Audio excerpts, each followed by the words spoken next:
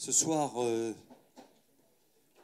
on a le grand plaisir, le grand honneur d'accueillir Vladimir Fedorovski, qui a un très long passé, mais il a aussi une qualité, c'est d'être un grand ami de Paul. Et tu m'as dit que c'était votre jeunesse. Oui, quelle jeunesse, quelle grandeur de Paul, vous connaissez. Alors, mais auparavant, je voudrais vous dire quelques mots. D'abord, pour vous souhaiter une très belle, très bonne année, pour vous tous, pour votre famille, mais aussi pour la chaîne, pour notre chaîne, pour nos patients, pour toutes ces missions, pour tous ces missionnaires qui sont actuellement loin. Alors bien sûr, nous traversons des moments difficiles, des moments très difficiles. Il y a eu une énorme mobilisation citoyenne auquel je suis sûr que la majorité d'entre vous a participé. Lorsqu'on fait partie de la chaîne, lorsqu'on est missionnaire de la chaîne, tout ça prend une proportion peut-être un tout petit peu différente. L'émotion est la même, mais les conséquences sont différentes. Nous sommes dans des pays, c'est le hasard, mais c'est la réalité. Nous sommes maintenant dans des pays à très haut risque. Je pense à certains d'entre nous, je pense aussi à Alexander, qui ce soir est à Kaboul, on vient d'avoir une discussion, il va rentrer. Nous devons savoir que dans ces pays, et je suis le premier à l'avoir dit, et ce soir je me contredis, soyons réalistes, il y a un réel risque. Ce risque, il va falloir qu'à un moment on en discute et qu'on aille au bout de cette discussion. Y a-t-il une ligne rouge à pas dépasser ? Je pense que peut-être nous ferons un lundi de la chaîne où il n'y aura pas d'orateur, mais simplement une discussion. Peut-être que le mot politique doit être prononcé à la chaîne. Le mot politique, avec un grand P, c'est-à-dire porter nos convictions. Et j'ai un avis, je ne sais pas s'il est partagé. Je crois que envoyer des missionnaires à Kaboul, envoyer des jeunes infirmières à Kaboul, envoyer un anesthésiste au Mali, envoyer José en Guinée et dans bien d'autres pays où je crois que Gonzague est là, il rentre du Kurdistan. Si ça, c'est pas politique, alors là, je voudrais bien savoir ce qu'est le politique. Mais je crois qu'il y a une réalité, je vous assure que, bien sûr, les vœux, ça doit être léger, c'est le bonheur, on souhaite la santé, comme le disait Alain. Je crois qu'à un moment, il faut être responsable et poser ses problèmes. Poser ses problèmes parce que probablement beaucoup de gens d'entre nous qui vont à Kaboul, je dis Kaboul parce que c'est presque le centre de la cible, mais on peut le citer pour d'autres pays. Moi, je suis très angoissé des gens que nous envoyons là-bas, mais par contre, je suis intimement persuadé qu'il faut continuer. Ce n'est pas l'objet de la réunion ce soir, mais je suis certain que Vladimir aurait son avis. Donc, je crois que c'est le 2 février, si je me souviens bien, il y aura le sujet sur Kaboul. Nous aurons Françoise Rzewski. Oui, pardon. Pardon pour Françoise qui est peut-être là. C'est Françoise Le Salier, pardon. Qui nous parlera de Kaboul, mais nous discuterons de tout ça. Alors, ce soir, on reçoit Vladimir Fedorovski. J'ai lu l'ensemble de ta bibliographie et puis on a commencé à discuter dans mon bureau avec Alain, avec Antoine Lafont, avec Paul. Et Je voulais essayer de te connaître mieux, mais on était parti sur la chute du mur. C'était absolument passionnant. Tu étais un compagnon, un acteur de cette perestroïka auprès de Gorbatchev et aussi de Shevardnadze. Tu as fait énormément de choses, tu as écrit beaucoup de livres et ton dernier livre, Poutine, l'itinéraire des secrets, est au cœur du sujet de ce soir. Et je crois qu'il est publié aux éditions du Rocher. Ensuite, tu resteras avec nous pour ce verre et tu pourras discuter et signer quelques livres pour ceux qui le souhaitent. Je crois que ta présence ce soir est fondamentale parce que la Russie est au cœur d'une problématique géopolitique qui intéresse beaucoup de sujets, et notamment des sujets qui touchent la chaîne. On parlera bien sûr peut-être de l'Ukraine, de la Crimée, de la Syrie, et peut-être de la place et de l'attitude de Vladimir Poutine au sein de cet échiquier international. Je te remercie profondément d'être là ce soir. Merci beaucoup. Merci. Merci. Vous savez, il y a quelque chose qui me touche énormément. J'admire beaucoup ce que vous faites. Et vous comprenez, le monde d'aujourd'hui, il a besoin des gens comme vous. Il faut que, évidemment, la question ne se pose pas, il faut continuer. Parce que vous apportez tellement non seulement pour ce pays, vous apportez quelque chose pour la France. C'est la fierté, vraiment, d'être avec vous aujourd'hui que j'éprouve.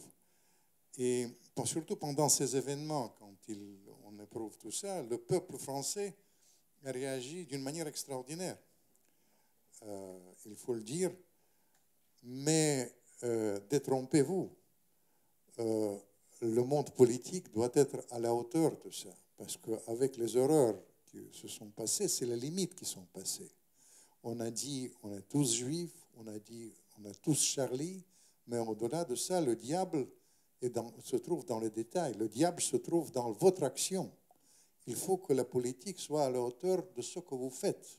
Le monde politique soit comme ça.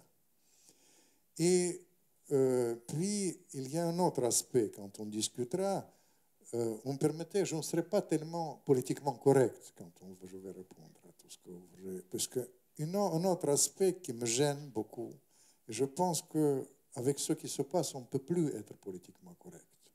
Il faut donner les réponses que le peuple français exige. Le peuple mérite ça.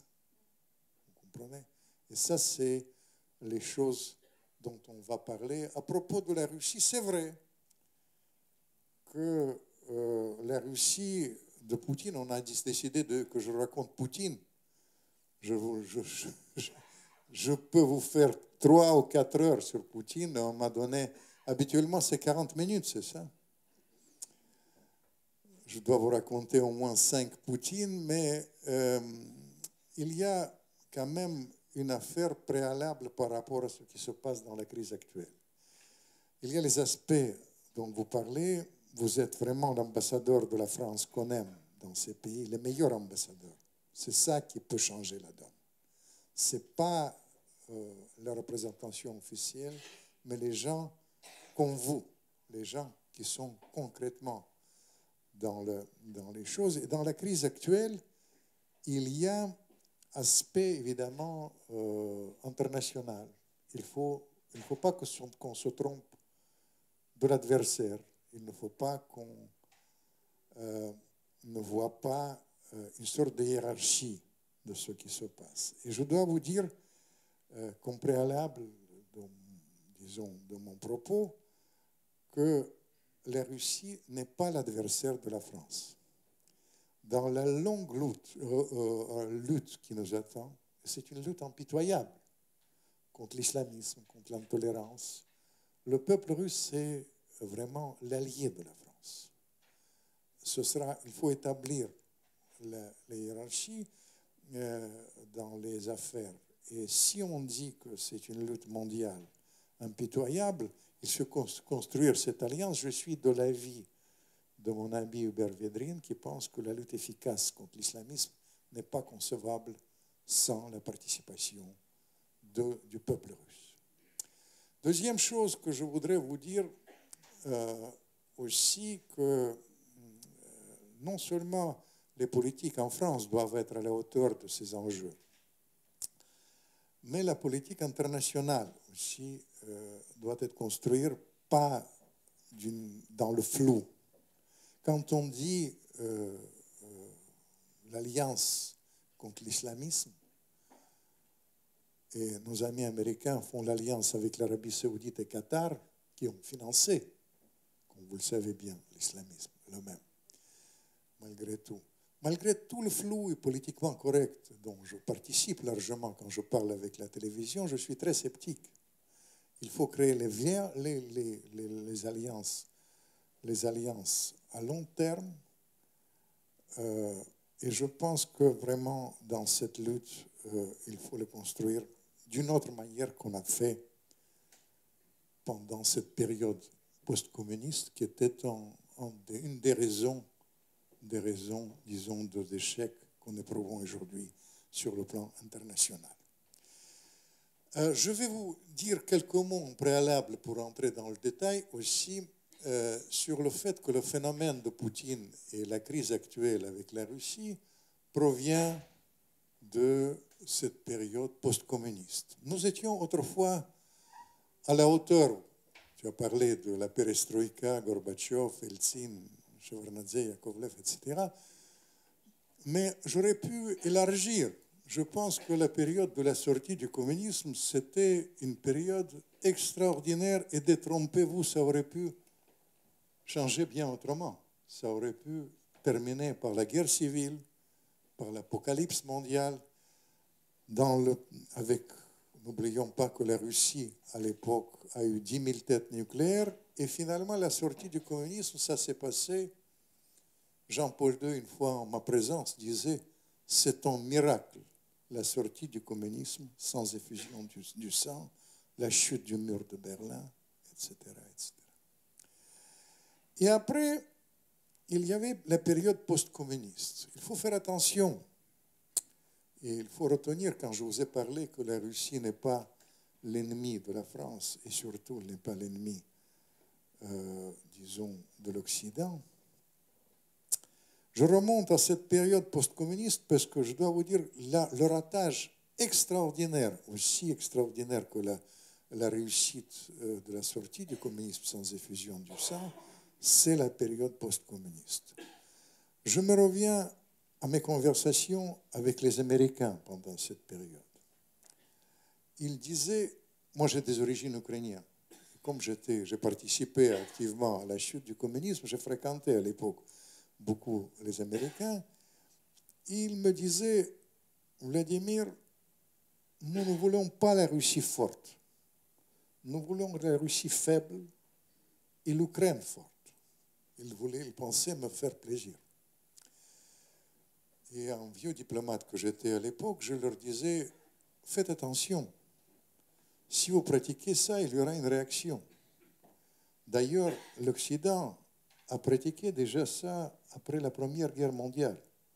Ils voulaient l'Allemagne faible, ils ont humilié l'Allemagne, ils ont eu Hitler. Vous voulez ça, vous allez avoir la réaction. Et ils ont eu Poutine. Poutine, ce n'est pas Hitler. Vous savez, pour vous dire tout de suite les choses, vous comprenez, souvent, les gens, encore une fois politiquement corrects, Bernard-Henri Lévy ou même Madame Clinton, il dit que Poutine, c'est un Hitler du temps moderne. C'est des bêtises. Poutine, il est tel qu'il est. C'est un officier du KGB, c'est un dirigeant autoritaire, mais ce n'est pas un Hitler. Il ne faut pas qu'on se raconte des histoires. Et dans cette affaire de la crise qui a surgi pendant la dernière année, qui ne devait pas surgir, qui a mis dans la réalité le monde au bord de la guerre, et s'il n'y avait pas des armes atomiques, je vous assure que ça aurait pu être une guerre mondiale. C'est les armes atomiques qui ont bloqué l'évolution depuis une année. Dans cette affaire, si on vit dans le monde imaginaire, si on se trompe, si on ment, si on n'est pas à la hauteur de ça, si on invente les ennemis, vous comprenez? Dans ce cas-là, on est foutu. Si on n'est pas à la hauteur, même sur le renseignement, pour les affaires dernières, les affaires françaises, vous comprenez? Tous ces gens-là qui sont sortis de prison, qui ont tué les services de renseignement, ils ont toutes les informations, ils se baladaient à travers la France, ils ont tué, on est foutu. On aura la même chose sur le plan international, tout simplement. C'est pour ça que je suis obligé de vous donner les clés à propos, notamment de Poutine, les clés qu'il existe. En réalité, Poutine, moi je vais vous faire une préalable, il y a 5 Poutines. Le premier Poutine, c'est un Poutine qui remonte encore à son enfance, à la période quand Staline encore régnait en Russie. Vous savez, il est né juste au moment de la mort de Staline, Poutine, et je tiens à vous signaler que Staline, aujourd'hui, est le personnage historiquement le plus populaire en Russie, plus populaire que Pierre le Grand. Vous imaginez? Gorbatchev, 1% de popularité. Eltsine, mes copains, 1% de la popularité. Poutine, il est populaire, mais Staline, il est encore plus populaire. Mais il est né sous Staline, et son rêve dans la réalité de Poutine, c'était dès le début de faire quelque chose d'assez étonnant. Dès le début, il voulait être espion. Il est né dans une famille très défavorisée. Si vous connaissez la Russie, quand vous voyagez beaucoup, après, la Russie, il faut une autre dimension que je dis à mes amis américains, que vous pensez que les Russes ils réagissent comme les Occidentaux, pas du tout. La Russie, c'est un pays martyr, il a l'habitude de souffrir. C'est un pays qui a connu 25 millions de morts tués par les nazis, 26 millions plus. 25 millions tués pendant la période Lénine, Trotsky et Staline, c'était 26 millions, disait mon ami Yakovlev, inventeur de la perestroïka, et la période post-communiste, c'était 1800% d'inflation. Vous comprenez? C'est un peuple qui... Et Poutine, il est né dans la période de souffrance. Il était au début une sorte de racaille, il dit, pour utiliser le mot cher à Sarkozy, racaille. La racaille parce qu'il était un picaïde. Il devait terminer dans la prison et finalement il était sauvé presque par hasard parce qu'un entraîneur de judo l'a rattrapé. Et il est devenu une sorte de professionnel, un judoka extraordinaire. D'ailleurs, vous savez que j'étais très fier parce que la CIA a traduit un de mes livres où je raconte l'enfance de Poutine, le roman du Kremlin. J'ai apporté le dernier aussi. Le truc, quand je raconte que je dis que la clé pour comprendre Poutine, c'est son enfance de racaille. Il réagit dent pour dent, coup pour coup. Il fallait survivre. Et puis, deuxième clé, c'est le sport. Ils disent le jeu d'échecs. Non, le judo, c'est la transformation. Vous savez comment les judokas réagissent? Ils transforment la force de l'adversaire et ils remportent la victoire. Ils utilisent la force de l'adversaire pour remporter la victoire. Et ils ont utilisé ce passé sportif pour déchiffrer le personnage de Poutine, que franchement, ils ne comprennent pas parce qu'ils sont sincèrement utiles. Vous comprenez? Je vais vous dire, à propos de Poutine, pour revenir à son enfance, les Américains, ils sont sincèrement et persuadés qu'ils vont faire les sanctions. Les Russes, ils vont vivre mal et ils vont virer Poutine.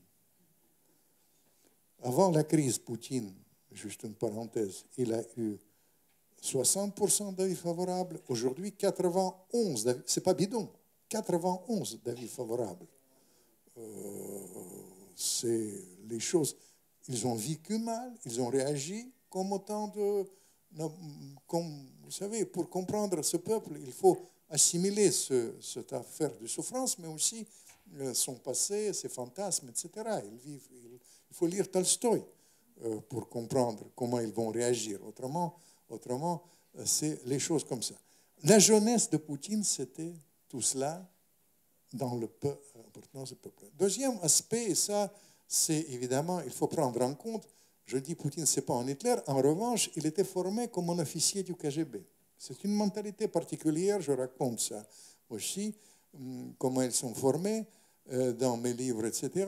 Mais c'est une mentalité où il ne réagit pas vraiment dans la... Vous comprenez, il réagit toujours à travers le rapport de force et pas à travers vraiment ouvertement. C'est plus les actions clandestines qui priment par rapport à lui. C'est vrai qu'il n'était pas vraiment quelqu'un qui était un grand officier de renseignement, parce que l'époque le communisme, c'était une époque, si vous m'avez écouté à France Info, je racontais toutes les histoires des espions cet été à France Info en détail. C'était des grands espions. Poutine, c'était un officier subalterne, etc. Il se vend parfois comme un James Bond russe, c'est pas vrai.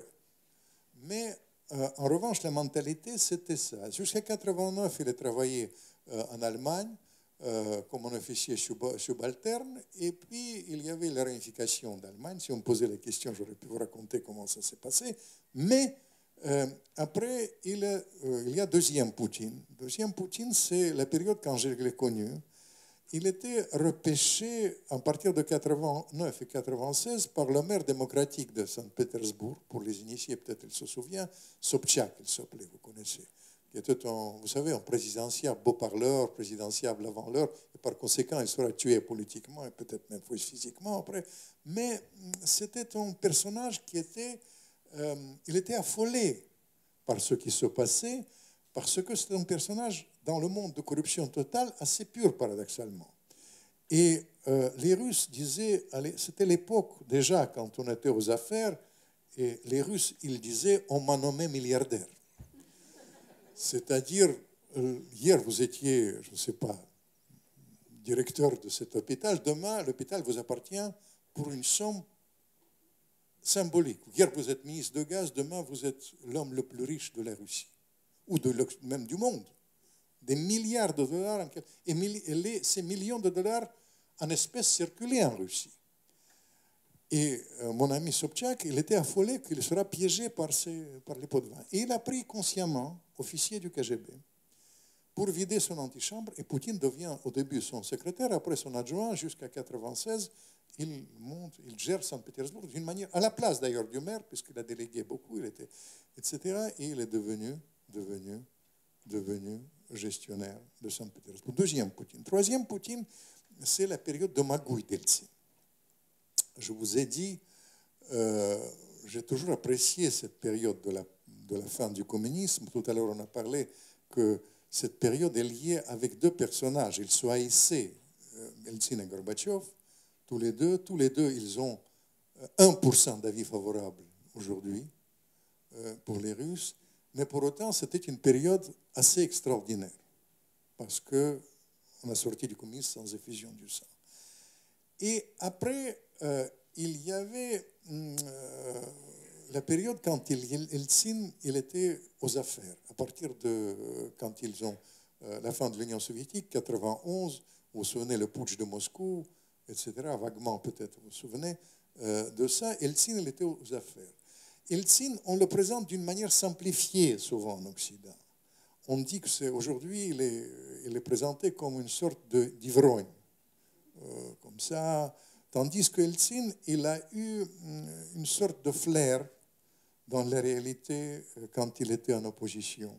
En opposition, il était vraiment extraordinaire, tout alors on a rigolé, puisque on le ressemble souvent à ces gens-là qui sont très bien en opposition et nuls quand ils sont aux affaires. Vous comprenez, ça, c'est les choses. Et ça, c'était Eltsine. Eltsine, il souffrait, il était, vous savez, et c'est votre patient, Eltsine. Vous savez, on dit que c'est un ivrogne, c'était un suicidaire. Il a essayé parce qu'il était écrasé par le fardeau de l'histoire. Mais sa période, quand il était aux affaires en 91 et 92, disons l'an 2000, quand Poutine est arrivé, c'est une période quand les Russes ressentent comme une humiliation nationale, quand dilapidation des biens nationaux, dans la réalité, parce que vous comprenez, ça c'est les choses comme ça. Et Poutine, il était repêché par Eltsine dans son administration. Il a travaillé à partir de 1996 comme un chef intendant adjoint d'Eltsine. Il était dans les magouilles, dans la réalité. Vous savez, la Russie, quand je vous ai dit que c'est un pays martyr, mais c'est un pays vraiment de la corruption extraordinaire. Il y a un seul pays qui a dépassé, comme je suis ukrainien, je suis très fier qu'ils ont dépassé la Russie dans ce domaine aussi, mais quand même c'est l'Ukraine. Il n'y a pas d'autre.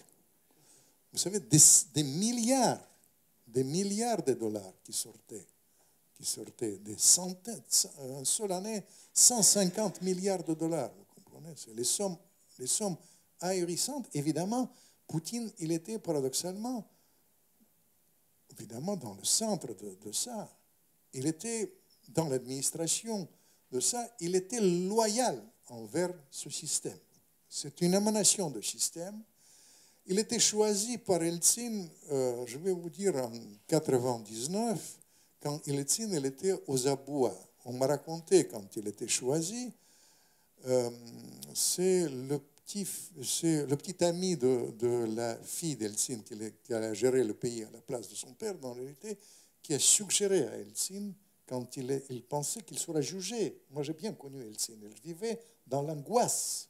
Les communistes voulaient le pendre, etc.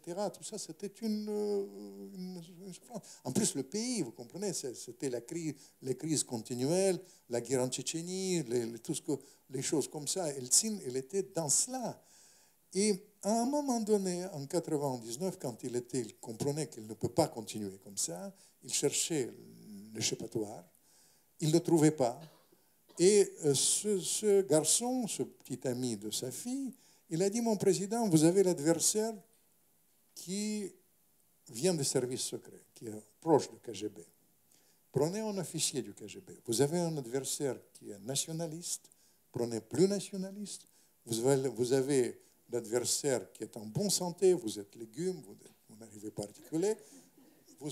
Il prenait quelqu'un qui est jeune. Ils ont appuyé sur l'ordinateur et le portrait de Poutine est sorti. Tout est vrai sauf l'ordinateur parce que ça s'est passé en France. En réalité, dans l'hôtel, tout est enregistré, vous comprenez, vous connaissez maintenant le monde d'aujourd'hui, c'est quand même un rapport particulier. Dès qu'on prononce 3 mots, les Américains, j'ai prononcé 3 fois le même mot, ils commencent à m'enregistrer. Ils n'arrivent pas à digérer et on m'a digéré les informations, mais on m'a raconté, puisque la conversation entre le messager d'Eltsine et Poutine a été non seulement enregistrée, il était filmé. Et les gens qui ont vu l'enregistrement, ils m'ont raconté, qu'ils m'ont dit, il s'est rebiffé au début et après il a accepté d'être héritier de Poutine à partir de l'an 2000. Il faut dire que dans le système je raconte vraiment sa mentalité, j'ai sorti il y a quelques semaine un beau livre même sur Moscou et je raconte à la fin comment ça fonctionne, le système Poutine en tant que tel. Je dois vous dire que le système Poutine, c'est un système très contradictoire. Et c'est un système qui est d'une part émanation de cette gestion pagailleuse d'Eltsine. Et en même temps, c'est une sorte de réaction face à ce que les Russes ils ont connu sous Eltsine. Leur sentiment de frustration, d'humiliation nationale par rapport à des liquidations de richesses nationales, mais aussi sur le plan international, les choses sont passées. Le vrai, sur le plan mental, Poutine, c'est un homme assez structuré dans la réalité, et il ne s'en cache pas. Il a deux disons, filiation sur le plan du XXe siècle et une sorte de contradiction de filiation historique. Tout d'abord, deux filiations sur le plan personnel. Il est persuadé qu'il y a deux personnages qui ont eu raison au XXe siècle. L'un, vous connaissez très bien, c'est le créateur de la Chine moderne, qui s'appelait Deng Xiaoping, qui disait qu'il faut faire l'ouverture économique et continuer à fonctionner le système, disons, hérité du communisme. On tue, mais on fait l'ouverture économique. En gros, c'est ça. Le même message développé le chef mythique du KGB, qui n'était pas beaucoup aux affaires au Kremlin, juste une seule année, mais il a dirigé le KGB pendant beaucoup d'années, c'était Andropov. Et Poutine, il est persuadé que ces personnages-là, ils ont eu raison. Et que Gorbatchev, les Russes, ils exigent que Gorbatchev soit, pas les Russes, mais les députés, disons, russes. Aujourd'hui, j'ai entendu l'autre jour qu'ils détestent Gorbatchev et Eltsine, ils exigent que Gorbatchev soit jugé par rapport à sa gestion. Aujourd'hui, carrément, des choses comme ça. Dans son fort intérieur, Poutine ne va pas jusque-là, mais il est persuadé que la période de Gorbatchev et d'Eltsine, c'était une période contre-productive. Et il fallait faire autrement. Vous comprenez? Ce autrement, ça se limite avec la stabilité sur le plan, disons, du système politique russe, et en même temps une certaine ouverture économique. Il essaie de la pratiquer tant bien que mal.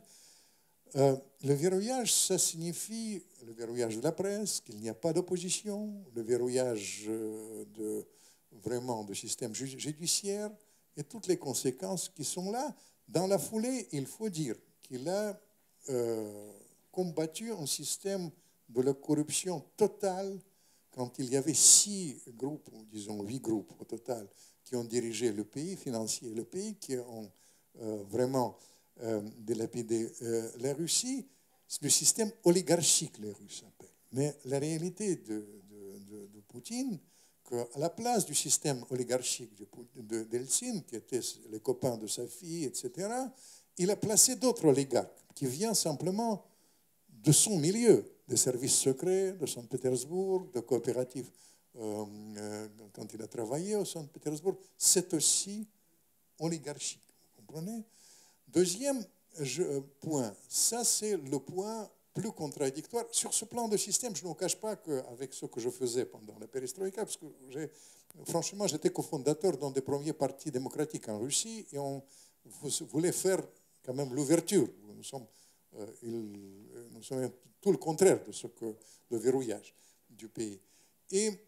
Mais Poutine, il pense que nous avons eu tort, que le résultat était pitoyable, que la Russie, 50% après la période de gestion de Gorbatchev, 50% des Russes frôlaient le seuil de pauvreté, que les richesses du pays ont été dilapidées et la Russie est humiliée sur le plan international.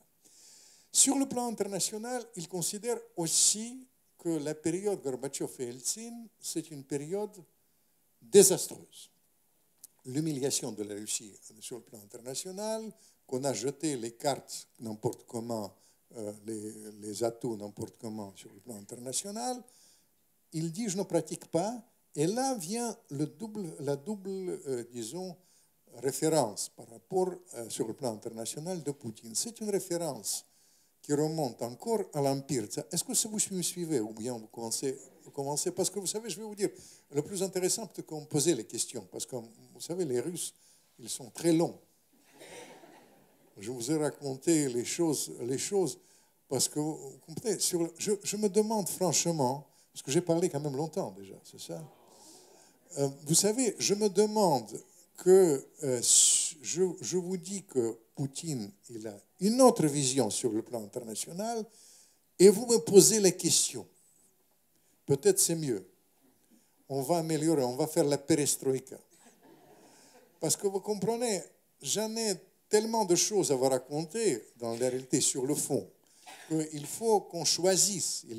Moi, je peux vous raconter la face cachée du fin du communisme, la chute du mur, Gorbatchev, Eltsine, Raïssa, même la copine de Poutine, tout ce que vous voulez, les choses. Mais ce qui nous intéresse, c'est quand même l'influence de facteurs russes face à la crise aujourd'hui.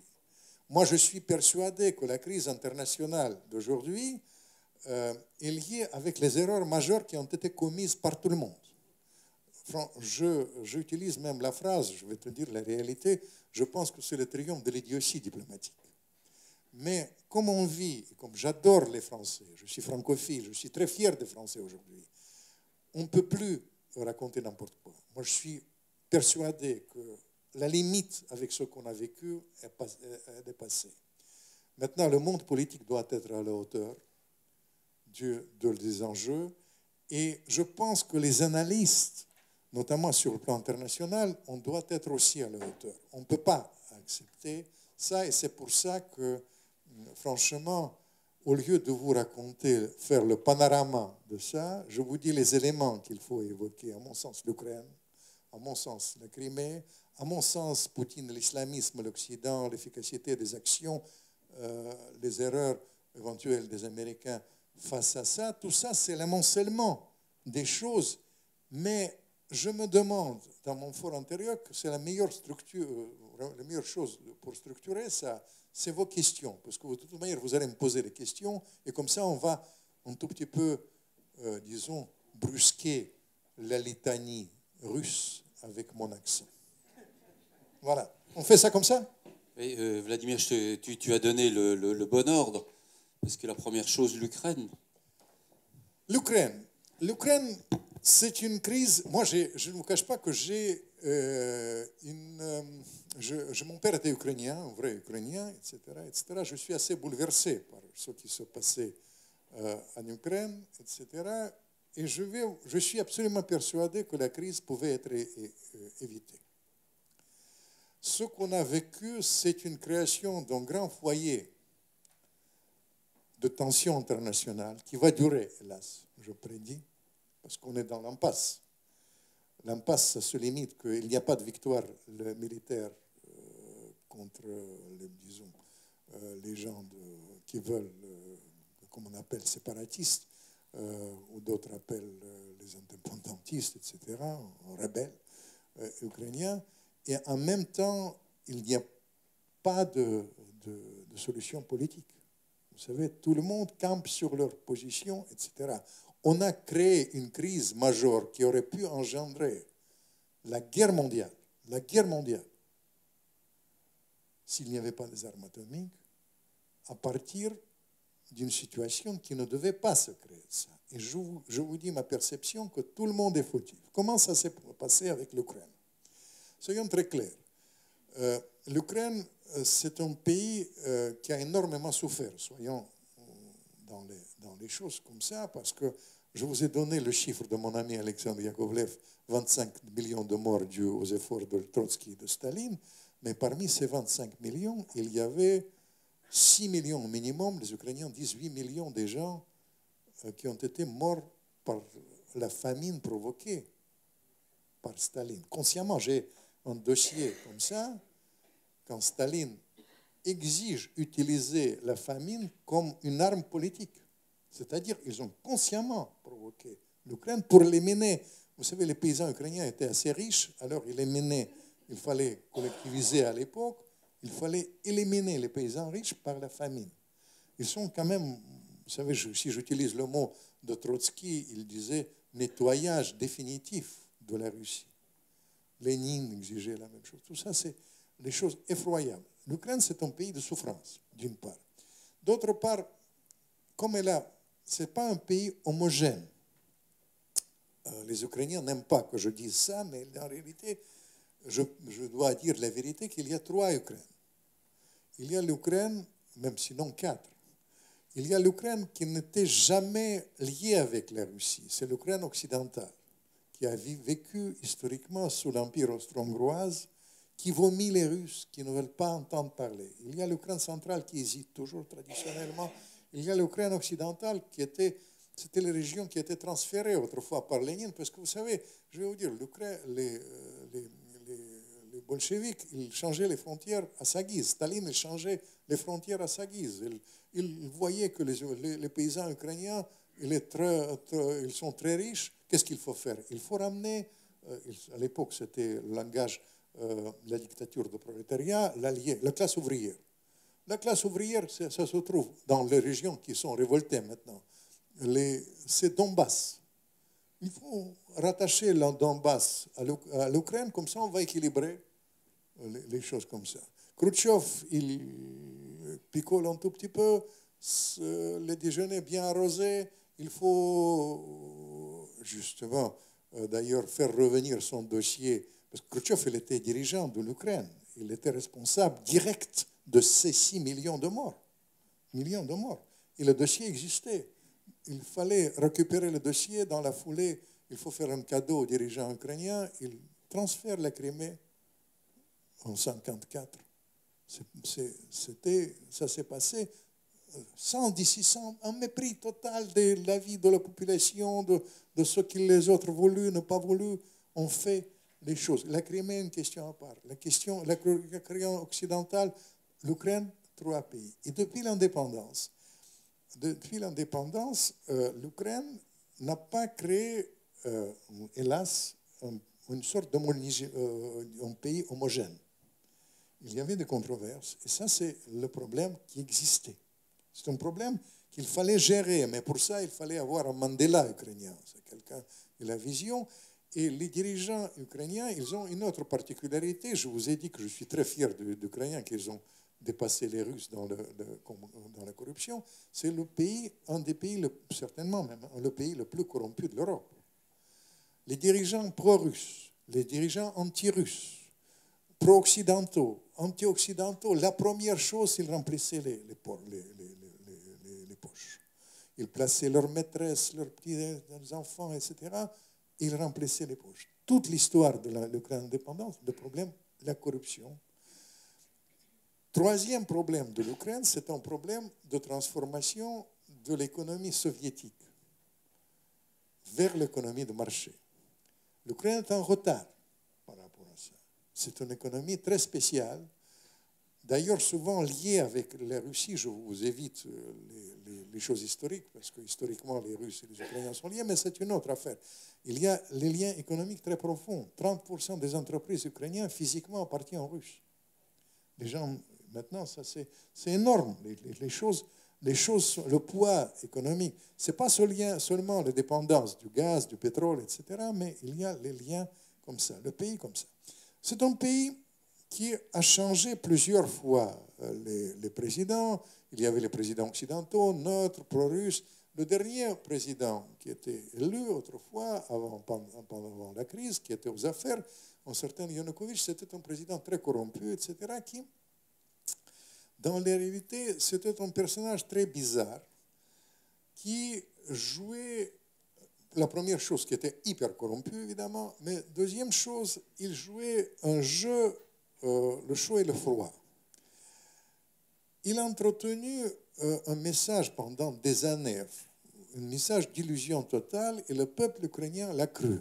Il disait que je vais me rapprocher de l'Union européenne, et la population ukrainienne a sincèrement pensé que la première chose qu'il va faire, il va abolir les visas, que les Ukrainiens vont venir travailler physiquement en Occident et ils vont quand même vivre mieux. Il a négocié tant bien que mal, et il faut dire, là c'est une erreur occidentale qui a été commise pour des choses. Paul, est-ce que ça te va? Est-ce que je suis long? Tu m'interromps, parce que la question, tu me dis sincèrement, parce que l'Ukraine, je suis prêt à faire la conférence sur l'Ukraine, autrement, pour répondre à ça, mais malheureusement, je suis obligé un peu pour reconstituer, parce que c'est le cœur de sujet. Ce président, bref, il essaye de négocier avec l'Occident l'association avec l'Union européenne, avec le but d'abolir les visas. L'Union européenne sort, la Commission, vous travaillez parfois avec la Commission, vous connaissez, c'est vraiment des gens très bizarres, ils sortent les papiers. Ils ont sorti un papier que j'ai lu, c'est 600 pages, ils ont sorti pour l'Ukraine en promettant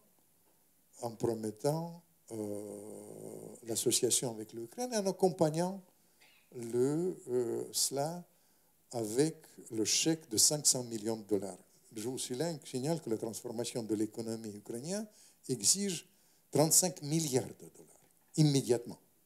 Maintenant, personne n'a cet argent. D'où vient je suis obligé de vous donner ces chiffres pour éviter le politiquement correct. Autrement, on est dans le flou et dans les belles paroles.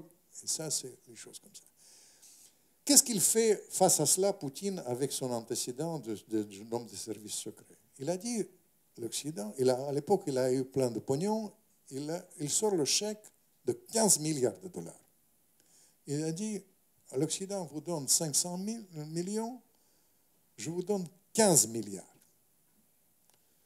Le président corrompu, d'ailleurs ancien, 2 fois il était en prison contre droit commun, quand il voit les 2 chèques, il n'hésite pas. Il a dit, tiens, je vais... D'ailleurs, son but dans le fort intérieur, c'était de prendre l'argent chez tout le monde, comme d'habitude. Et qu'est-ce qu'il fait à ce moment? Et ça, c'est une erreur, grande erreur occidentale, à mon sens. Les Allemands, ils disent, association avec le problème vient du fait que l'Ukraine a eu, à l'époque, une zone libre d'échange avec la Russie. Les marchandises véhiculées comme on voulait. Il y avait un problème d'incompatibilité entre la possible association avec l'Europe et la zone de libre-échange avec l'Ukraine, avec la Russie. Il faut dire qu'à ce moment-là, Poutine, il a fait, et ça, je ne vous cache pas, la politique en Ukraine, c'est le plus grand échec que Poutine a connu. C'est un échec d'analyse, c'est un échec de la gestion, c'est un échec occidental. Je vous ai dit, c'est dire, voilà, on sort le chèque. À ce moment-là, les Allemands, ils disent, mais comment on va faire avec les Russes? Il y a la libre d'échange, il faut négocier, etc. Même les Français à l'époque, ils ont été plus, mais surtout les Allemands qui ont des intérêts énormes avec les Russes. Il faut négocier avec les Russes. Les Baltes, les Polonais, il a dit non, non, les Russes c'est le diable, c'est Hitler, il ne faut pas négocier avec eux. Et par conséquent, il y avait cet esprit de confrontation qui s'est installé. Et Poutine, réciproquement, il disait, vous ne voulez pas négocier avec moi, je vais acheter le président qu'il jugeait achetable, faible, et à sa botte avec 15 milliards de dollars. Le peuple ukrainien, qui a eu marre vraiment, qui souffrait énormément, c'est le pays corrompu, il a eu marre de ses revirements, il a eu marre de ce président corrompu, il a eu marre de l'absence de liberté, où il voulait liberté, il commence à protester. Il y avait des protestations, il y avait différentes composantes là-bas. Il y avait des gens dans l'esprit très nationaliste, mais la majorité des gens qui ont protesté contre ça, ça s'appelle Maïdan, évidemment, c'était les gens qui ont protesté contre la corruption et pour plus de démocratie, pour le rapprochement, peut-être parfois illusoire, etc. Ils font ça. Après, et je termine avec l'Ukraine très vite pour vous dire, parce qu'autrement je suis... Après, ce président est viré. Qu'est-ce qu'ils font, mes amis ukrainiens? Les gars, ils font 2 choses tout de suite. Ils demandent l'abolition, la première décision, ils demandent l'abolition de visa pour l'Occident n'entend pas, et ils interdisent, pas pour longtemps, parce que les Américains, tout le monde était affolé, les Américains téléphonaient à eux. Ils ont interdit la langue russe pendant quelque temps. C'est une période très courte. La langue russe où le pays, l'Ukraine, parle russe. Évidemment, les régions russophones, ils sont complètement affolés. D'où vient, s'il n'y avait pas de cet ans, il y avait déchaînement. Réaction, quand je vous ai dit, pour comprendre Poutine, réaction contre réaction. Quand ils disent, les Américains font les sanctions, face à cela, ils réagissent. Dans le planning de Poutine, il n'y avait pas du tout l'affaire de la Crimée a surgi dans le contexte. C'était une réaction de Poutine face à son échec. Il faut dire pour camoufler aussi son échec. Parce que, vous savez, c'est un système très figé. Je n'utilise pas publiquement mais en réalité, c'est un système qui ressemble à un système mafieux. Le chef doit être à la hauteur. Si le chef est faible, il est viré. Poutine, il doit être continuellement prouvé qu'il est auteur. Pour camoufler son échec en Ukraine, surgit une affaire de la Crimée où la population était affolée par l'interdiction de la langue russe, etc., etc. C'était ça, la réalité. Et après, même les sanctions. Les Américains font les sanctions. Ils réagissent face à ça en se rapprochant de la Chine. L'affaire de l'Ukraine, ça s'est passé exactement comme ça. Et on a créé cette crise qui est une crise majeure. Parce que, je vous dis, nous avons dans la contradiction la réalité qu'il n'y a pas disons, de la solution militaire. Ça, tout le monde, tous les experts le disent. Il n'y a pas de solution militaire à cette crise, où il y avait non seulement ce que les Russes appellent, nous appelons ça l'annexion ou le rattachement, les Russes appellent de la Crimée, mais il y a surtout cette population des régions qui, évidemment, étaient inquiétées. Évidemment, il y a le soutien implicite par les moyens de renseignement, etc., des rebelles dans le Donbass. Mais la solution militaire, indépendamment de ça, ça n'existe pas. Et si on est dans disons, la logique militaire, dans ce cas-là, l'impasse sera totale. Et on aura une rupture historique avec la Russie, définitive, comparable avec ce passé autrefois dans le sens inverse avec Pierre le Grand. Et l'alliance militaire, d'ailleurs qui ne sera pas profitable pour les Russes aussi, avec la Chine, avec l'Iran, etc., est logique de triomphe, disons, de forces anti-occidentales en Russie, parce que les résultats des sanctions sur le plan intérieur russe, c'est le résultat non seulement, je vous ai parlé, renforcement objectif de la popularité de Poutine, non seulement la souffrance de peuples qui étaient déjà martyrs, parce que les Russes, ils perdent énormément, ils ont perdu 6% de croissance, le rouble s'est dégringolé, etc., évidemment. Mais le résultat de ça, il y a une sorte de bouleversement géopolitique majeur, le rapprochement de la Russie avec la Chine, je vous ai dit, avec les chiites, etc., et toutes les conséquences qui en découlent. Voilà. Quelle importance vous donnez à la livraison éventuelle des Mistral? Aucune. Très bien. Je vais vous dire l'histoire de Mistral, qu'il faut comprendre les choses comme ça. C'est une fixation, les gens d'ici. La situation, l'affaire de Mistral, c'est une affaire symbolique. C'était une affaire pas militaire, mais c'est une affaire de symbole. C'était imposé par le milieu politique et diplomatique russe au milieu militaire, qui était toujours contre ça. Il disait la livraison des Mistral par l'OTAN, c'est une erreur. Les Français dépendent de l'avis de l'OTAN, des Américains. Par conséquent, c'est une erreur majeure, etc. À l'époque, les Russes, ils ont eu plein d'argent. Ils voulaient les choses symboliques face à cela. Il y avait l'aspect, quand même les bateaux sont très performants. Mais maintenant, tout d'abord, les Russes, ils n'ont pas d'argent. Deuxième chose, depuis, ils peuvent produire ça eux-mêmes. Pas d'argent, ce n'est pas le mot, mais quand même, ils ont moins d'argent. Mais d'autre part, il y a une sorte de controverse envers ça, et l'establishment militaire russe est drastiquement contre vraiment cette solution. Ils disent, les Français, ils ne veulent pas livrer ça, tant pis, on oublie, ils payent, mais pas même pénalité. Ils nous remboursent ce qu'on a payé, on construit ça nous-mêmes, les choses sont comme ça, et on oublie cette affaire, on essaie d'aller plus loin. C'est ça la réalité.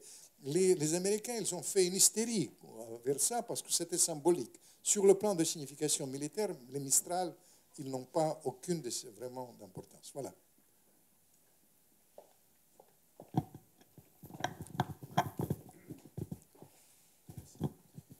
Vous avez juste esquissé l'aspect de, comment dirais-je, de l'annexion de la Crimée. Est-ce que la remise en question par les gens de Maïdan du bail de location de la base de Sébastopol à la Russie n'a pas été, comment dirais-je, un autre point qui est allé également dans le sens de l'abandon de la langue russe? Vous savez, je vais vous dire, la langue russe, c'était un déclic, un prétexte en réalité. Prétexte, plus d'ailleurs pour le Donbass. Il faut comprendre la situation en Crimée. Il était une situation très bizarre parce que la corruption touchait beaucoup la Crimée. Les présidents pro-russes, pro-occidentaux, etc., ils raflaient les meilleurs morceaux de la Crimée, pour eux. Et la population là-bas, c'était la population qui n'était pas mécontente. Évidemment, la logique de Poutine était la suivante. De toute manière, ils ont imposé disons, la solution pro-occidentale, pro-américaine. Ils considèrent que les changements, c'est un coup d'État pro-américain pour changer la situation géopolitique. Les Américains nous ont menti. Vous savez, la réunification d'Allemagne, moi j'étais présent, les Américains ils ont donné la garantie de non-élargissement de l'OTAN. Et après, ils ont dit que la situation a changé, leur phrase exacte. Vous n'avez pas remarqué que Poutine, il a commencé son discours à propos de la Crimée, il a dit la situation a changé. Dans le même ton que Bush autrefois par rapport à ça. Évidemment, ils ont dit que dans ce cas-là, c'est une solution inévitable par rapport à la Crimée, mais je pense, très sincèrement, c'est plus le pirouette pour camoufler l'échec de Poutine de sa politique en Ukraine.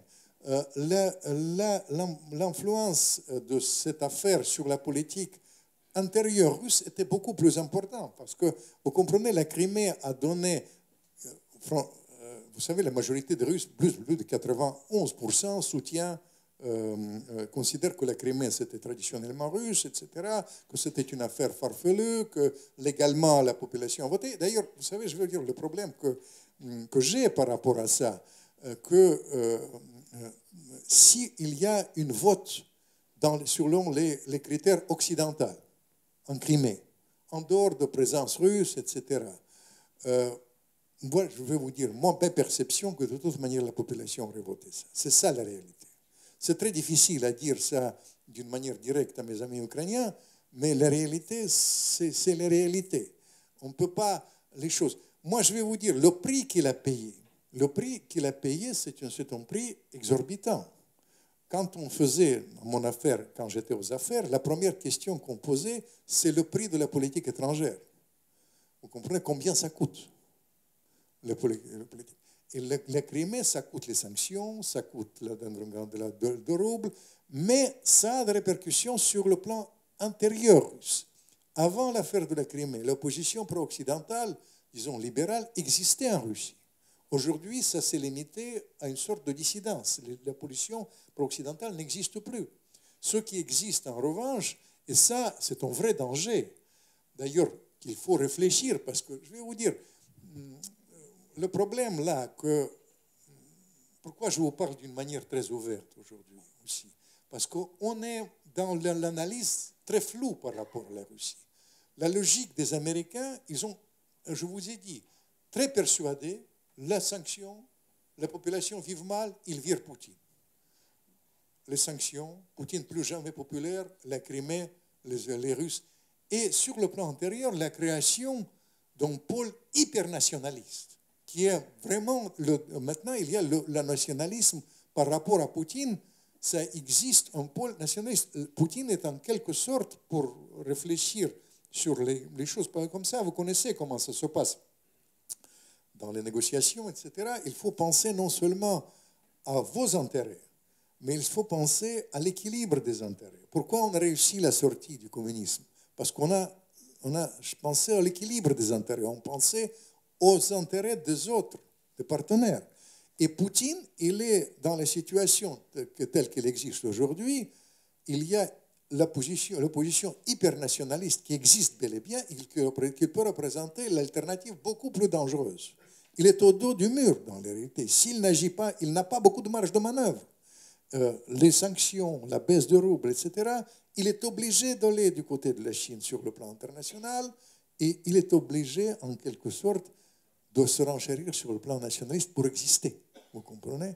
Et ça, c'est un danger sérieux dans les choses comme ça. Vous avez raison d'évoquer l'OTAN, l'élargissement de l'OTAN à la porte de la Russie, parce que vous savez, quand je discute avec les Russes aujourd'hui, ce qui me frappe, qu'ils considèrent tous, les gens les pro-occidentaux autrefois, considèrent que les intérêts vitaux de la Russie sont en jeu, que si finalement l'Ukraine à l'OTAN, les fusées à la porte de la Russie à 3 minutes vraiment des centres vitaux de la Russie, c'est beaucoup plus grave que les fusées de Cuba autrefois. Et finalement, ils sont persuadés que le complexe de ce château assiégé pas de marge, beaucoup de marge de manœuvre de Poutine, mais qui reflète aussi ce réflexe de, disons, de château assiégé des Russes. Voilà, c'est à peu près ça. Vladimir, Oui, une question provocante. il n'y en a pas. Il n'y en a pas. Bon.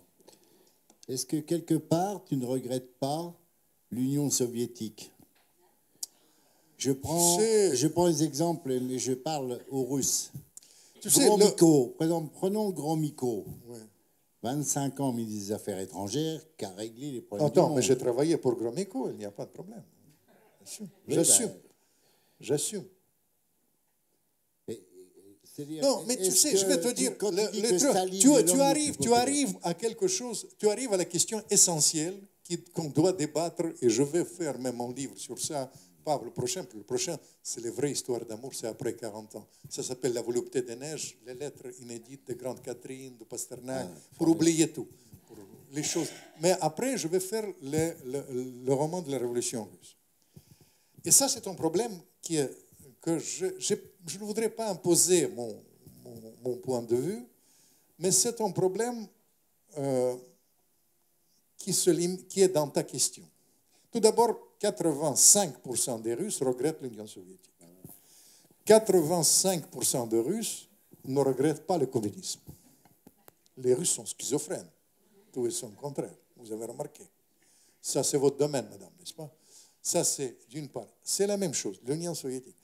Le problème que j'ai dans mon fort intérieur, les Russes, il y a une sorte de réhabilitation de l'Union soviétique massive. Si vous déclenchez la télévision aujourd'hui, les jeunes Russes qui ont formé à Harvard, les gestionnaires de Russes qui parlent toutes les langues, d'ailleurs, plus ils sont éduqués, plus ils sont pro l'Union soviétique. Ils disent c'est la grandeur, c'est l'empire, c'est l'ordre, c'est la logique, c'est la fierté russe, c'est Sputnik, Gagarine, etc.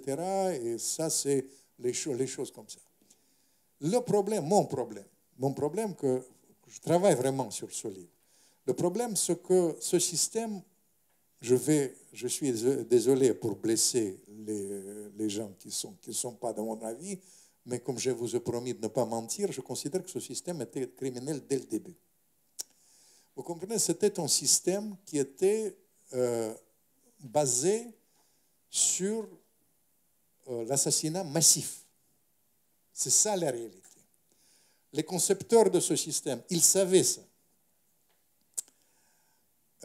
25 millions de morts dont je vous parle, ce n'est pas une invention. C'est les chiffres d'ailleurs qui ne circulent pas tellement. Mais c'est les chiffres qui m'ont donné, qui étaient par l'ancien numéro 2 de Gorbatchev, qui a eu tous les documents et quasi les noms. C'est ça la réalité des choses comme ça. C'est un système qui a été contre-productif pour le développement de la Russie. Je suis absolument persuadé, c'est pour ça qu'il faut éviter que la France se suicide, pour rappeler. Mais il faut que la Russie s'est suicidée en 1917. C'est un pays qui aurait pu être le centre de l'Europe. Et ils ont bousillé ça parce que le système était totalitaire, etc. Le problème que la génération des Russes, ils ont vécu dans ce système. Moi, j'ai vécu dans ce système. Et raconter que le système criminel a tué Hitler, il a compté qu'au nom de ce système, on a combattu le nazisme et on a perdu 25 millions de gens et qu'autrefois les Russes sont absolument persuadés que c'était au Stalingrad, Hitler aurait été là. Ils sont persuadés aujourd'hui, c'est le système, c'est la question essentielle de ça. Voilà, mais ma perception que les choses comme ça, les Russes, ils n'ont pas du tout cette perception. Les Russes, ils camouflent les choses. Poutine, d'ailleurs, il est largement participant dans ça. Il dit que celui qui ne regrette pas l'Union soviétique n'a pas de cœur, celui qui le regrette n'a pas de tout son contraire, mais en réalité, il établit une histoire inventée qui est un danger, parce que vivre dans l'illusion, comme vivre dans l'illusion en France aussi, parce que tout ce qu'on a vécu, c'est aussi ce désir de vivre dans l'illusion, parfois dans le mensonge. Et nous avons vécu dans l'illusion et dans le mensonge. Il camoufle le goulag. Il invente le grand Staline. Il invente, mais ils ont vécu dans ça. En l'Union soviétique, il y avait les grands... Solzhenitsyn, ça vient d'où? Ça vient de l'Union soviétique.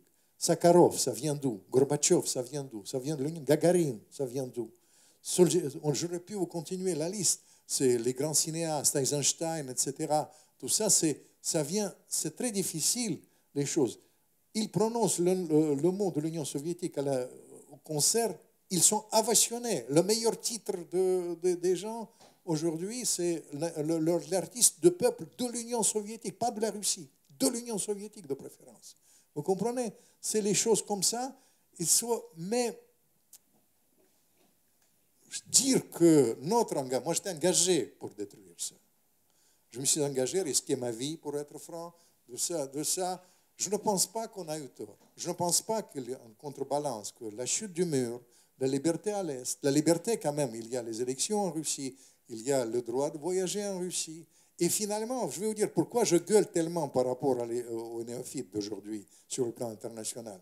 Parce que vous savez, pendant la période de la sortie du communisme, on a fait des choses extraordinaires, on a risqué et on a gaspillé tout ce capital pour rien, avec la crise ukrainienne, avec la rupture historique de la Russie, avec cet esprit de confrontation, avec le retour de la guerre froide, avec le rapprochement de la Russie avec la Chine. C'est ça le problème. Le problème est là.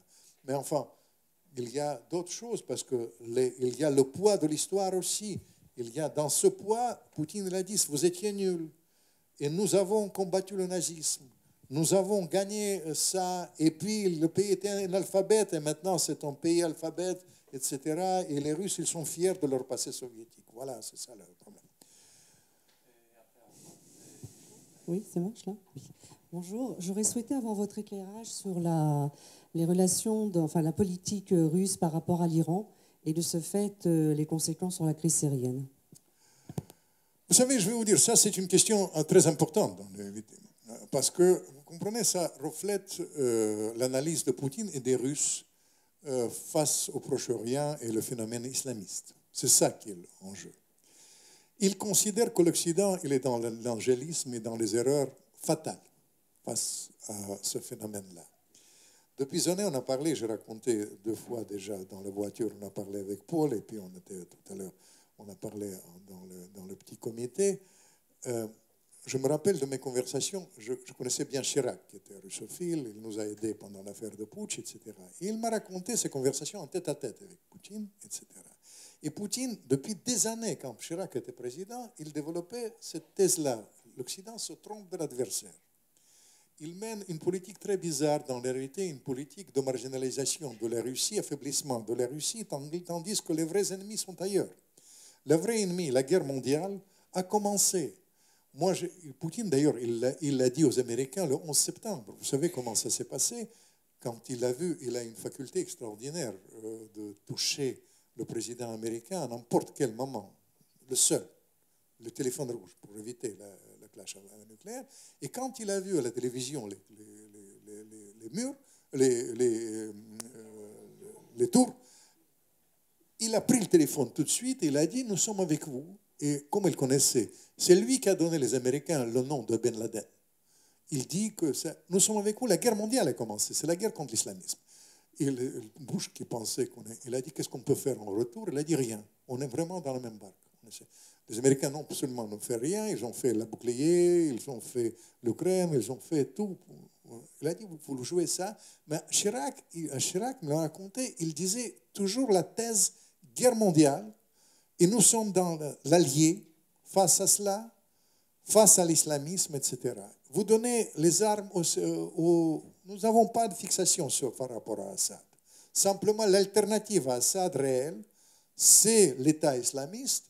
Pour rappeler cette phrase, il disait ils veulent créer les khalifats de Boukhara à Poitiers. Il disait pour Boukhara, je n'accepterai pas, mais pour Poitiers, c'est votre affaire. Et ça, c'est texto, il m'a raconté ça. C'est les choses comme ça. Ça, c'est les choses comme ça. Après, ce qu'il y a de fâcheux dans le contexte actuel, moi, je reste persuadé, je vais vous dire, moi, je suis très critique, vous avez remarqué, par rapport à ce verrouillage de Poutine à l'intérieur. Mais en revanche, sur les conséquences, par exemple, de l'éventuelle frappe des Occidentaux, ou d'autant plus aller sur place en Syrie, il disait c'est le bouleversement total de l'échiquier là-bas. Ce n'est pas le problème de dictature d'Assad, c'est le problème que de trouver l'alternative crédible qui soit non islamiste. Et pour Poutine, ça n'existe pas. Et tant que ça n'existe pas, les Russes, ils craignent surtout, ils sont affolés par ce qui se passe là-bas. Parce qu'ils disent l'effet domino. Ils disent que finalement, ils répètent publiquement, quasi publiquement, que dès que les Occidentaux vont partir, ils ne vont pas tenir, que ça va retomber dans le cycle islamiste à Kaboul, pour revenir à ce qui vous intéresse, que l'affaire de la drogue, la route de la drogue, tous les financements, etc., que ça va contaminer surtout l'Asie centrale. Et pour eux, l'Asie centrale, c'est carrément l'avant-poste. Pour la Russie, c'est l'existence de la Russie. Le Caucase est contaminé déjà, etc. C'est ce qui est en jeu, c'est l'existence même de la Russie avec l'effet domino dans les choses comme ça. D'où vient leur désir, franchement, de faire l'alliance avec l'Occident. Ils considèrent complètement bidon la coalition anti-islamiste proposée par les Américains. Ils disent on ne peut pas faire l'alliance avec les gens qui financent, ou ont financé en tout cas, les islamistes pendant les années, Arabie Saoudite, etc., et le Qatar, et présenter ça comme l'alternative crédible. Nous sommes prêts à marcher, mais malheureusement, pourquoi je suis tellement inquiet par rapport, non seulement avec mes origines ukrainiennes, que ce qui prime, c'est l'esprit de confrontation. Et l'esprit de confrontation, il y a des règles en jeu, les règles de jeu. En retour de la guerre froide, c'est une réponse à ma question. Dans ce cas-là, l'alliance de nuisance. Les Occidentaux font les sanctions, on va se rapprocher de la Chine. Si c'est comme ça, on va se rapprocher de l'Iran. Avec l'Iran, nous sommes sous les sanctions tous les deux. On va faire l'alliance avec les chiites, puisque l'Arabie saoudite est sunnite, etc. Et le sunnisme, c'est l'émanation de l'islamisme, etc., etc. Vous voyez, il y a une logique. Ils n'ont pas... Vous savez, j'étais mêlé, pour vous dire à ça, à mon époque, quand j'étais interprète du Kremlin de la langue arabe des dirigeants russes, à l'époque de ma jeunesse. Je connaissais bien les dossiers et fonctionnement de ça. Il ne faut pas simplifier, comme dans chaque affaire, comme dans l'affaire ukrainienne, il y a plusieurs composantes, comme il y a les composantes extérieures, intérieures, etc. Il y a une composante parfois quasi lucrative, parce que les affaires de transfert technologique vers l'Iran, ce n'était pas la politique officielle même des Russes. Mais quand les gens ont été, les grands scientifiques ont été sans sous, et les Iraniens proposaient des contrats complètement vérifiques, évidemment, ces gens-là, ils ont marché. Puisque les transferts vraiment sérieux, ça venait à cette époque. Ce n'est pas du tout, parce que les Russes ne sont pas fous. Vous savez, la dispersion des armes nucléaires, c'est un danger. Non-prolifération, c'est leur politique quand même officielle. Vous voyez, cet aspect-là, c'est le cœur vraiment de cette situation actuelle. Je pense que ça nous donne une petite chance, parce que vous savez, je vais vous dire, moi je suis, paradoxalement, je suis assez, ça va vous étonner peut-être, mais je suis admiratif de performances gastronomiques du président français. Parce que vous vous souvenez, quand il était l'affaire de débarquement, il a dîné 2 fois avec le président américain et le président Poutine. Et après, il a poussé vers ça. Les gens sont fixés sur son affaire quand il était au Kazakhstan avec la Chapka, etc. Mais il a fait l'escale en Russie. C'est beaucoup plus important que les affaires anecdotiques. Parce qu'il est allé seul. Et les Américains font l'hystérie. Il est allé seul. Et je pense que c'est très important maintenant de calmer le jeu. Parce que si on continue dans cette confrontation, on se trompe sur de l'adversaire. Et dans ce cas-là, mais dans le contexte actuel, c'est les événements, je veux vous dire, je vous ai parlé il faut être à la hauteur sur le plan national français, parce que le peuple français attend du monde politique qu'il soit à la hauteur, pas récupération, mais à la hauteur vraiment de l'esprit. Et je pense qu'il faut être à la hauteur aussi sur le plan international, parce que Ce qu'il faut créer, c'est vraiment une vraie coalition contre l'islamisme. Ça exigera beaucoup d'efforts. Les échanges doivent être sérieux dans le domaine de renseignement, etc. Ce qui est très sincèrement, les Russes, ils ont pratiqué après le 11 septembre. Et après, l'esprit de confrontation, tout ça, c'est les choses comme ça. Et ça, c'est ma préoccupation vraiment centrale. Il faut établir hiérarchie. On était capable de lutter contre Hitler, c'est comparable avec Hitler. Et on s'est allié avec Staline, qui était bien plus tendre que... Poutine, c'est une tendresse pas totale. C'est pas, vous comprenez, par rapport à Staline, etc. Même si l'autre jour, un ministre israélien, il m'a téléphoné, tu sais ce qu'il m'a dit? Il m'a dit, Vladimir, dans le contexte actuel, ce qu'il nous faut, c'est oncle Joseph. C'est Staline. Dans le contexte actuel, c'est Staline. Mais ça, c'est les choses sont comme ça. Parce que la préoccupation, il faut établir hiérarchie et combattre. C'est un combat, vous comprenez, qui nous attend parce que nous allons les souffrances et ça exige vraiment beaucoup d'efforts. Voilà. 2 questions. Vous avez dit qu'il y avait des alliances réactionnelles comme la Chine ou Téhéran. Et donc, ma première question, c'est pourquoi l'alliance avec la Syrie est aussi vitale pour les Russes? Parce qu'ils ne céderont jamais, c'est les seuls qui n'ont pas abandonné la Syrie. Ma deuxième question, plus provocante, c'est qu'est-ce que vous pensez de l'arme nucléaire pour l'Iran? On va commencer par la première. Vous savez, je vais vous dire, en ce qui concerne la Syrie, je vous dis, les Russes, ils accepteront, je suis persuadé, l'alternative à Assad qui n'est pas islamiste. Le problème que dans leur analyse, il n'y en a pas. C'est ça le problème. Et dans le contexte actuel, même vous savez bien que les Américains ils ont repris les contacts avec Assad, etc. Il y a en sourdine qu'on est obligé de faire ça. Vous savez, nous avons sa répercussion, les affaires de cette semaine, sa répercussion directe avec ça. Il faut vraiment tuer l'État islamiste. Et tuer l'État islamiste sans Russes et sans Assad, dans le contexte actuel, c'est impossible. Vous comprenez? C'est ça la réalité. Il faut être pragmatique sur ça. Et ça, c'est les choses comme ça. Après, je vais vous dire, à mon époque, je connaissais Père Assad et je connaissais les Syriens. L'alternative non islamiste existait. En Syrie, c'est un pays très évalué. Il y avait des Mandela, les gens qui ont été des démocrates. Malheureusement, aujourd'hui, ça n'existe pas. C'est ça le problème. Mais je vais vous dire, si on évite l'esprit de confrontation, on peut, en faisant l'alliance vraiment anti-islamiste, de créer quelque chose de valable. Parce que l'intérêt bien compris des Russes, c'est surtout éviter cet effet dominant. Pour eux, par exemple, la contamination de l'Asie centrale par Kaboul interposée et l'Asie centrale, c'est beaucoup plus important que la Syrie. Mais dans ce cas-là, comme dans l'affaire ukrainienne, malheureusement, comme dit mon ami Vedrine, il faut parler avec les Russes. Il n'y a pas d'autre solution. Si on est dans l'esprit de confrontation, si dans ce cas-là, ça ne va pas aller loin. Et malheureusement, l'esprit de confrontation, ça existe chez les... Je ne comprends pas d'ailleurs. Vous savez, l'autre jour, j'étais en Allemagne. Les Allemands ont invité, les patrons allemands m'ont invité. Le patron massivement inquiet. Ils disent l'effet dominant, la croissance, on tue la croissance.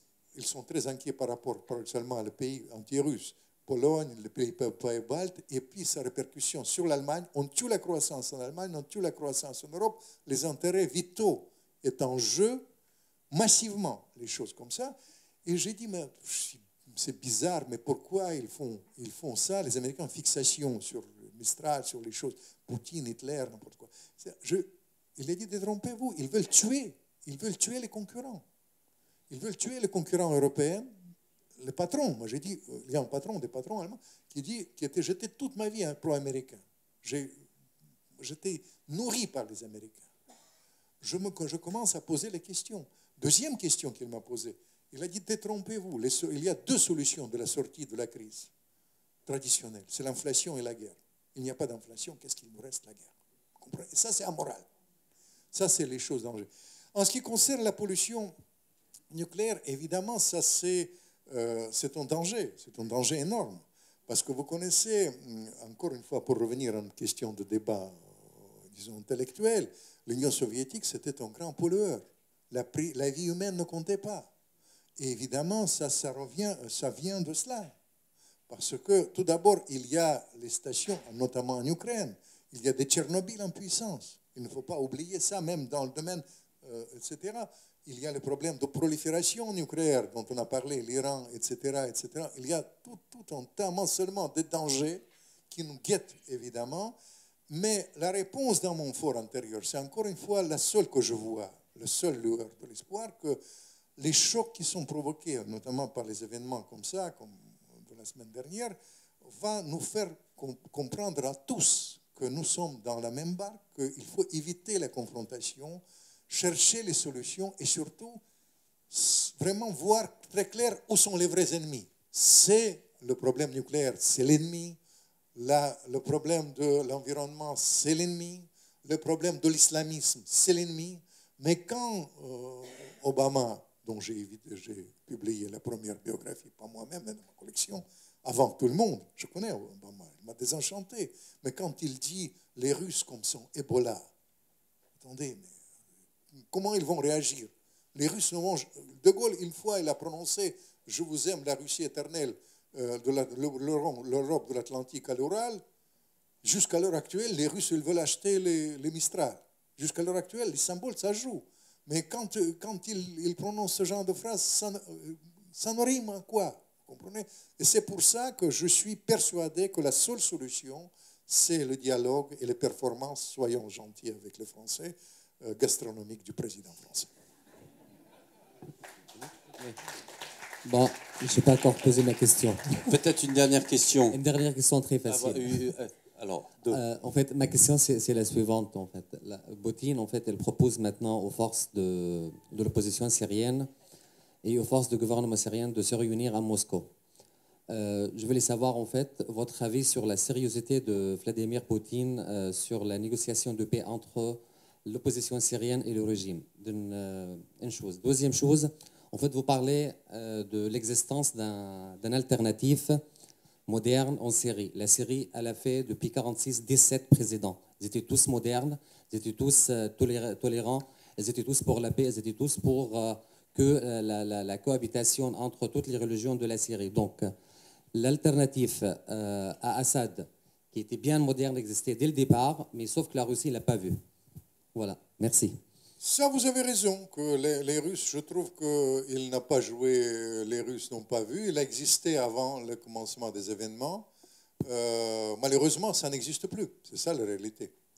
Et vous comprenez, en ce qui concerne les négociations, etc., sous l'égide des Russes, je ne pense pas que ça doit être une négociation internationale, à mon sens, où toutes les forces en présence, il doit être là avec le but et avec la vision tout à fait très stricte, essayer d'éliminer l'État islamiste et l'islamisme là-bas en Syrie. L'alternative réelle qui existe, crédible, aujourd'hui, c'est ça l'analyse des Russes. Objectivement, c'est l'islamisme, hélas. Voilà à peu près ça. Mais pour ma part, j'ai connu, je vous dis, les grands opposants, puisque vous savez, c'est un régime dictatorial, vous connaissez très bien comment ça fonctionnait, avec les choses comme ça. Mais vous comprenez, c'est un régime dictatorial, mais il y avait la coexistence des religions différentes.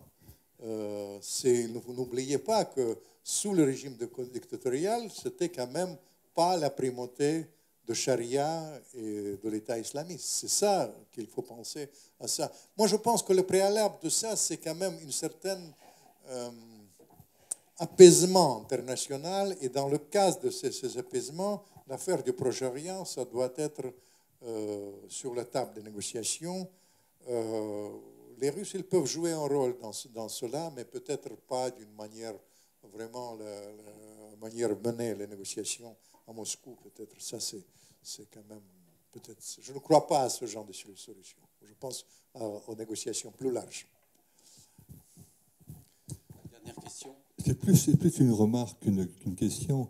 Ne croyez-vous pas que sur le problème de l'Ukraine, il y a un problème très important, qui est le déséquilibre fondamental qu'il y a au niveau économique entre l'Est et l'Ouest?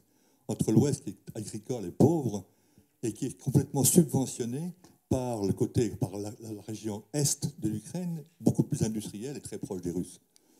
Vous savez, il y a une disparité, mais le complexe militaire industriel, c'est quand même les régions plutôt de l'Est de l'Ukraine, comme vous le savez bien. C'est un problème qui est réel, qui est lié avec le complexe militaire industriel russe. Éminemment, c'est ça le marché, etc. C'est pour ça que vous comprenez, dans le contexte, moi, très sincèrement, moi j'ai soutenu beaucoup, même je ne signe pas tellement les trucs, mais quand cette dame, Timoshenko, avec les NATO, a été arrêtée, moi j'ai lancé même l'appel pour qu'on le lise, pas parce que je l'aime particulièrement, même physiquement, mais parce que, vous savez, je n'aime pas quand les gens sont en tôle, tout simplement. Mais cela dit, les choses, il faut dire les choses telles qu'elles sont. Vous avez raison, il y a les problèmes économiques. Il y a les problèmes économiques qu'on peut régler très facilement. L'affaire des taxes, moi je suis persuadé qu'on aurait pu régler ça au début en négociant à Troyes. L'affaire de taxes, plus simple, il y a un conseiller de Poul avec lequel j'étais en contact pendant l'affaire de la chute du mur. Il me disait que s'il en était aux affaires, l'affaire des taxes, dès le début, on aurait réglé ça en quelques jours. Parce que c'est une affaire réglable. L'affaire de l'économie ukrainienne, et ça vous touchez avec justesse ça, les disparités industrielles, les liens objectifs avec la Russie. Je vous ai parlé de la propriété russe en Ukraine, mais au-delà de ça, c'est un grand marché russe. Les liens sont traditionnels, ça existe quand même, ça ne se limite pas. Mais surtout, pour transformer ce pays, si on veut vraiment la liberté en Ukraine, il faut transformer ce pays, et ça exige beaucoup de... Vous savez, les Allemands m'ont dit, je prononce ce chiffre que les Ukrainiens me disent, 35 milliards de dollars immédiatement, mais le patron de patrons allemands, qui était si pro-américain, est devenu plutôt inquiet par rapport aux Américains, il me disait, vous rigolez, ça coûtera 4 fois plus que la Grèce.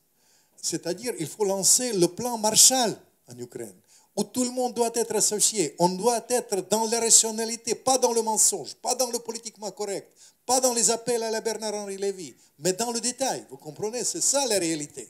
Malheureusement, on doit être obligé. C'est pourquoi rarement je parle comme ça, mais vous savez, on vit une période tellement dangereuse. On est dans la guerre mondiale, les gens sont tués. Politiquement correct, la récupération, il faut oublier ça. Ça suffit. Maintenant, on est dans ce que vous faites, dans le concret. Et je vous félicite et je vous remercie pour ce que vous faites pour la France et pour le monde. Merci.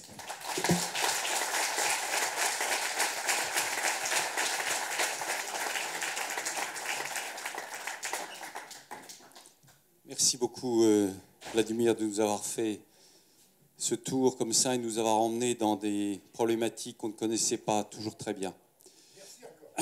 La prochaine fois, je vous ai dit, il y a Françoise Lestallier, qui est très férue sur le problème de l'Afghanistan. L'Afghanistan et tout ce que ça comporte du point de vue national et régional. Ça sera très important. Sur la suite, je ne vous donne pas le programme parce que je pense que nous allons complètement le changer compte tenu de l'accélération des problématiques internationales. J'envisage éventuellement de refaire venir Basbouz. Vous vous souvenez qu'il y avait ce côté extraordinaire. Souvenez-vous de ce qu'il nous avait dit il y a 3 ans. Souvenez-vous de la venue de Dounia Bouzar. Et probablement que pour beaucoup d'entre vous, ça a dû résonner très fort ce qui s'est passé ces derniers jours. Je voudrais, mais ce n'est encore qu'un projet, mais je voudrais à tout prix qu'Annick Cogent revienne. Elle est en train de faire un sujet sur les femmes yézidis et les femmes utilisées au sein de Daesh. C'est absolument effrayant. Donc je ne vous donne que le programme de février. C'est vrai que du 2 février, pardon. Ensuite, c'est vrai que nous avions toujours l'envie d'alterner un sujet médical, un sujet géopolitique, mais je pense que la gravité de la situation actuelle et l'accélération des choses nécessitent d'être très réactif et d'être à l'écoute de gens tels que toi, Vladimir. Merci encore d'être venu. Merci à toi.